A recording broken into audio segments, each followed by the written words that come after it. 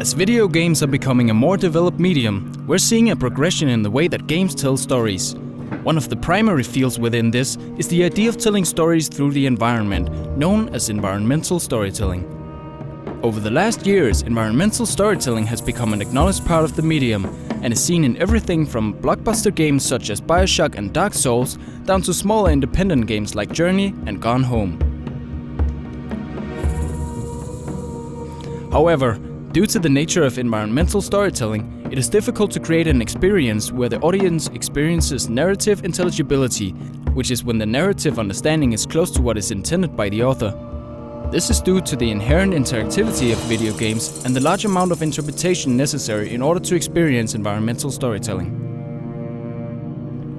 This apparent limitation inspired us to investigate what it takes to successfully convey a more specific narrative.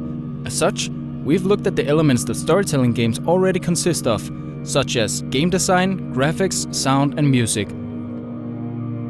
Since environmental storytelling usually happens in the visual domain, we wanted to pay special attention to how music can contribute. This turned out to be a field of sparse published research, which led us to take a more explorative approach to discovering how these elements contribute to narrative intelligibility. In order to evaluate this phenomenon, we implemented a level in the game Think.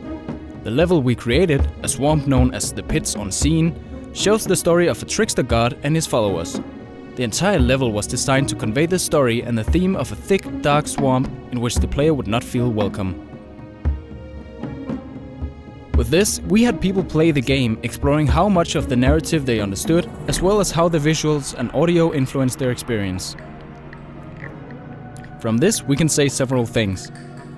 It seems that conveying an intelligible narrative with environmental storytelling was only possible to a certain degree. Participants generally didn't get much of the backstory, but many of the general themes and ideas were conveyed through the murals and the music.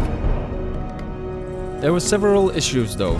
The navigation leading people astray and missing parts of the level, or unclear interaction with relevant story objects.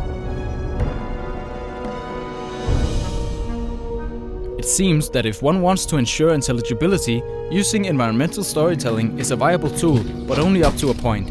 If more intelligibility is needed, other, more traditional storytelling methods will have to be implemented as well.